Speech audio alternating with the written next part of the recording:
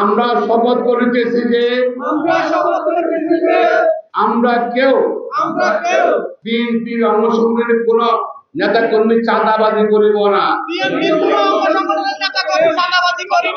সন্ত্রাস করিব না, দখলবাজি করিব না।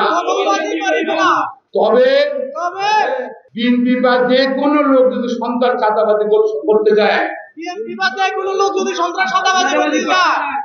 তাকে আমরা ঐক্যবদ্ধভাবে জনগণকে প্রতিহত করবো এবং আইন শৃঙ্খলা বাইরে তুলে দেব। আমিন। সন্ত্রাস, চাঁদাবাজি, দখলবাজির বিরুদ্ধে দৃঢ় রয়েছে। আমার বক্তব্য, আমরা কিন্তু এই শোনা হয়ে চাকরির মানুষ শহীদ এর বিভিন্ন তারা সন্দেহ করছিল, চাঁদাবাজি করেছিল, মানবতা করেছিল। আমরা ইলেকট্রা রেফ্রিজারেটর, খাবার তাজা তো জীবন তাজা।